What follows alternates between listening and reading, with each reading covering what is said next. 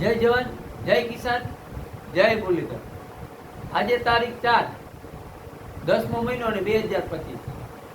હવે મિત્રો આપણે જે ઈઠાવી હતી 11 ઓક્ટોબર, એમાં ખાસ કરી અને ઈઠાવી હતી 30 અને 1 થી 5 અને 6 થી 11।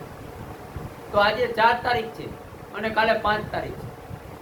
તો આજે 4 તારીખે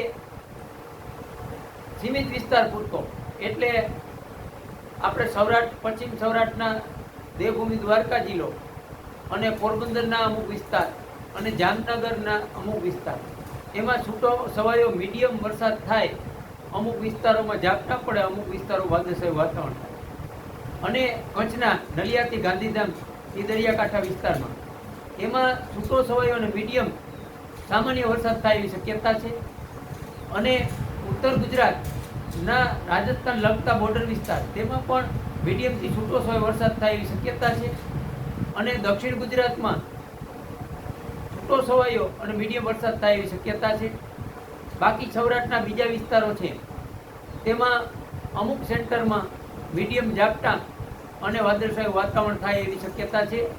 આજે 4 તારીખ અને કાલે 5 તારીખ સીમિત વિસ્તાર પૂરતો સામાન્ય નોર્મલ વધારો થાય એવી શક્યતા છે, એટલે 4 અને 5 તારીખ।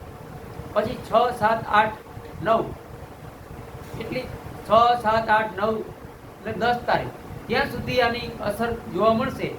અને ક્યાંક ને ક્યાંક આપણે અગાઉ પણ તમને આપણા ચેનલ દ્વારા માહિતી આપવામાં આવી હતી કે ભાઈ આ જે સિસ્ટમ છે, એ સિસ્ટમને અત્યારે જે પવન વાય છે, એ પવન એ રીતે વાતો હતો કે ક્યાંક ને ક્યાંક આપણે દેશી કસકાતરા અને દેશી અનુમાન હોય તેમાં આપણે એવા પણ સંકેત મળતા હતા કે અરબી સમુદ્રમાં જઈ અને ક્યાંક ને ક્યાંક વાવાઝોડું અથવા સાયક્લોન બને। એ આપણે અગાઉ આપણે વિડીયો માહિતી આપેલી, પણ ત્યારે આપણે કીધું હતું કે વાવાઝોડું બને તોય પણ આપણે ખતરો નથી, કારણ કે આ જે પવન અગ્નિખૂણાનો પવન વાતો હોય ત્યારે કોઈ પણ સિસ્ટમ આવતી હોય એ આપણે દક્ષિણ ગુજરાતની આસપાસ કે અરબી સમુદ્રમાં મહારાષ્ટ્રની આસપાસ હોય અને ભાવનગરના દરિયાની આજુબાજુ કે વેરાવળના દરિયાની આજુબાજુમાં હોય અને જો આ પવન વાતો હોય તો એ તીવ્ર વાવાઝોડું બની અને સૌરાષ્ટ્ર ઉપર એટેક કરે એવો પણ પ્રશ્ન બનતો હોય। પણ આ જે વાવાઝોડું છે એ આપણાથી બહુ દૂર છે, એટલે આ પવન વાય તોય વાવાઝોડું બન્યા પછી આપણી ઉપર વાવાઝોડું આવતું નથી।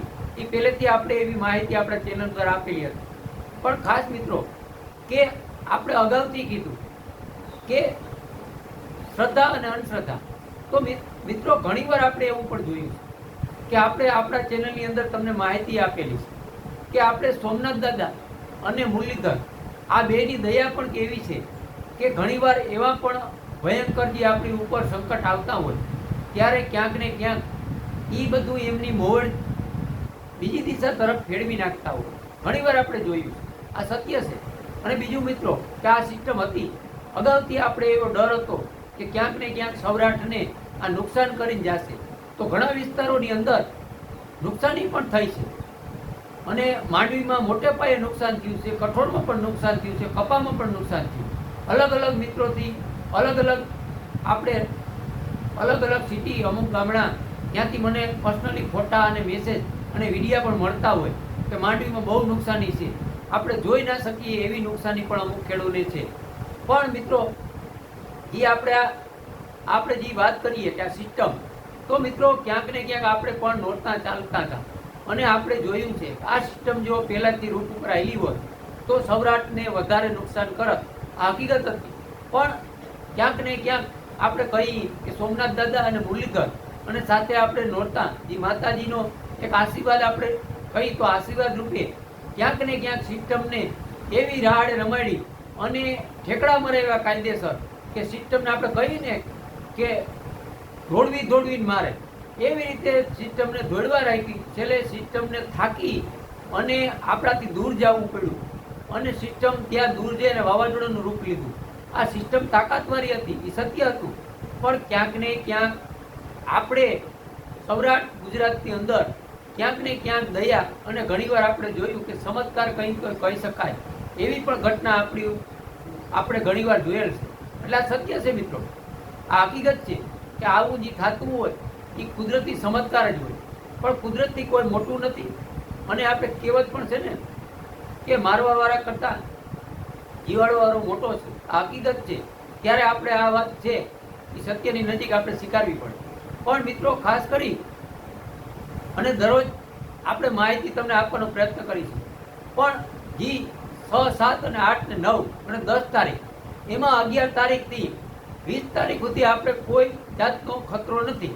એટલે ઘણા મિત્રોને એવી પણ માંડવી હશે કે ઉપાડ હવે એક દી ઊભે જ નથી, અને ઉપાડી તો હજી ક્યાંક ને ક્યાંક વરસાદની આગાહી છે તો ડર લાગે છે. તો મિત્રો ખરેખર જમીનમાં માંડવી ઊભી હોય અને ઉગતી હોય તો એને ઉપાડવા સિવાય બીજો રસ્તો નથી અને બીજો વિકલ્પ નથી. ઉપાડી જ લેવી જોઈએ. છતાંય તમારો નિર્ણય છે એ તમે લઈ શકો, પણ જે 2-5 દી ઊભી હગે છે એને 11 તારીખ સુધી વાઇટ જોવી જોઈએ, 11 તારીખ તેને ઉપાડી લેવી જોઈએ. પણ અત્યારે હાલમાં એક દી ઊભે એમ નથી, એને ખરેખર ખેંચી અને જમીન ઉપર મૂકી દેવી જોઈએ, જેથી કરતાં આપણે ડેડવા હાથમાં આવી જાય. અને ડૂસો તો ઓલ લેવલે ઘણા વિસ્તારોમાં, કાલે પણ હું મારા ભાણવડ તાલુકાના આજુબાજુ ગામડામાં જે આપણા મિત્રો સર્કલ છે તેમની ત્યાં જોવા ગયો તો પોઝિશનો ઘણી ખરાબ છે, અમારા વિસ્તારમાં ખરાબ છે, માંડવીમાં બહુ નુકસાની પણ છે. પણ સત્ય છે એ આપણે ચેનલની અંદર માહિતી આપતો રહીશ. એટલે જેટલો બને એટલો વિડીયો મિત્રો શેર કરજો, સબસ્ક્રાઈબર કરજો અને લાઈક તો કરજો, જેથી કરતાં આવનારા સમયની અંદર હજી ઘણા એવા પરિબળો છે અને ક્યાંક ને ક્યાંક આપણે હજી મોટી નુકસાની પણ કરવી પડે એવી પણ શક્યતા છે મિત્રો. એટલે દરરોજની માહિતી તમને કંઈ પણ ફેરફાર થશે તો આપણા ચેનલ દ્વારા માહિતી આપતો રહીશ મિત્રો. કારણ કે આપણો પ્રયત્ન જ રહેશે કે આપણા તમામ ફોલોઅર મિત્રો છે એમને ક્યાંક ને ક્યાંક સારી માહિતી મળે. અગાઉથી આપણે પંચના મિત્રોને પણ માહિતી આપી, ઉત્તર ગુજરાત, દક્ષિણ ગુજરાત, મધ્ય ગુજરાત અને તમામ સૌરાષ્ટ્રના વિસ્તારોને આપણે માહિતી આપી છે આપણા ચેનલ દ્વારા, અને ફોન દ્વારા પણ આપણે માહિતી આપી. આવનારા સમયની અંદર પણ આપણે આ રીતે માહિતી આપતા રહીશું અને આથી વિશેષ પ્રયત્ન કરી અને સચોટ તારણ અને સાચી માહિતી આપવાનો પ્રયત્ન કરીશ મિત્રો. પણ આવનારા સમયની અંદર હજી આપણા ચેનલની સાથે જોડાતા રહેજો, કારણ કે હજી પણ ઘણા આપણે જે માવઠાની અમુક માહિતી હોય અને કેટલું સત્ય છે એ તમને મારા ચેનલ દ્વારા માહિતી આપતો રહે. અત્યારે ખાસ હજી આપણે છૂટા છવાયા મીડિયમ અમુક વિસ્તારોમાં 4-5 તારીખે વરસાદ જોવા મળશે. 6, 7, 8, 9, 10માં કેવો વધારો થશે એ આપણે 5 તારીખ અથવા 6 તારીખે તમને માહિતી આપશું. પણ હાલમાં કોઈ વાવાઝોડાનો ખતરો નથી, કોઈ ડરતા નહીં, અફવામાં ન રહેતા, અને કોઈ મોટો પવન કે તોફાની પવન આવે એવી પણ શક્યતા નથી. પણ મીડિયમ વરસાદ રહેશે, છૂટો છવાયો મંડાણી વરસાદ જોવા મળશે. પણ હાલમાં અત્યારે એક રેડું પણ ખમાયું નથી, આ પણ સત્ય છે. પણ જે માહિતી છે એ તમને સાચી માહિતી આપવાનો પ્રયત્ન કરું.